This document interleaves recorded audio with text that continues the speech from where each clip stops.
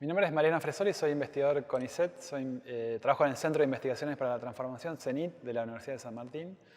Y bueno, la ciencia ciudadana es una práctica que se remonta al siglo XIX. Hay gente que dice que Darwin, que enviaba más de 400 cartas por año, hacía una suerte de ciencia ciudadana porque consultaba un montón de cosas sobre bueno, especímenes y insectos a distintos funcionarios y gente del Imperio Británico. Lo que sucede, lo que cambió con la ciencia ciudadana es que a partir del uso de herramientas digitales, básicamente la posibilidad de cargar los datos en una página web o utilizar celulares, es que mucha más gente puede participar en la producción de conocimiento científico. Y tanto de la generación de datos como del análisis de datos. Y eso genera como que haya casos como IBER o Galaxy Zoo, que tienen más de 100.000, 200.000 usuarios. Y eso está cambiando la escala de la colaboración ciudadana en la producción de conocimiento científico.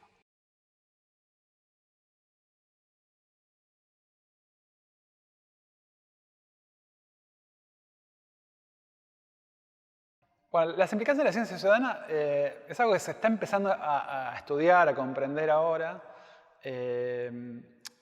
Lo que sucede es que, por un lado, hay un proceso de mayor compromiso o de democratización del conocimiento, porque hay gente que no participa en la producción de conocimiento científico, empieza a colaborar y, por lo tanto, a informarse y aprender cómo se hace una investigación científica. Entonces, eso contribuye no solo a la legitimación de la ciencia, sino también a que se democratice ese conocimiento.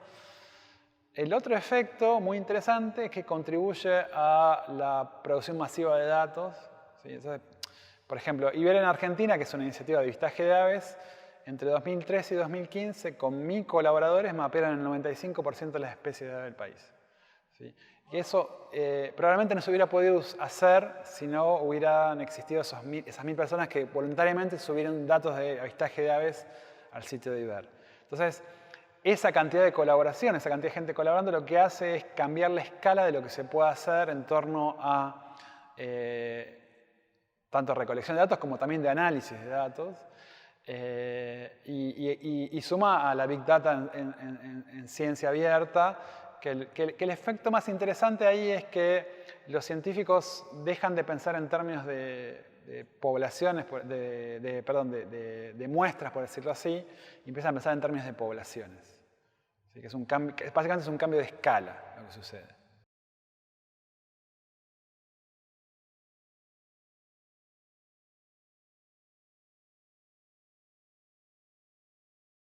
¿Cuáles son los riesgos de la ciencia ciudadana? Uno de los riesgos es efectivamente que los ciudadanos solamente sean una parte, un recurso humano, ¿sí?, para el científico. Cuando en realidad lo que se trata de la ciencia ciudadana es de formar ciudadanía científica, que es una cosa muy diferente a hacer data entry. Y entonces ahí me parece que la gente que hace ciencia ciudadana, los científicos que hacen ciencia ciudadana y también los institutos de financiamiento tienen que pensar en un camino de formación de esos ciudadanos. O sea, cómo los científicos proveen herramientas para que los ciudadanos aprendan el proceso de investigación científica, aprendan a pensar en términos científicos, aprendan a pensar en términos del análisis de datos, que es lo que en definitiva va a ayudar a corrernos o evitar los riesgos más severos que enfrenta la ciencia ahora, que es el problema de la posverdad. Si uno tiene una ciudadanía informada que conoce cómo es el proceso científico, puede evitar que salga una noticia desinformando y creerse esa noticia. Entonces puede cuestionar esa noticia. Y me parece que ahí la ciencia ahora tiene un papel para cumplir. Pero para eso tenemos que pensar no tanto en la producción de datos a partir de los ciudadanos, sino en la construcción de una ciudadanía científica.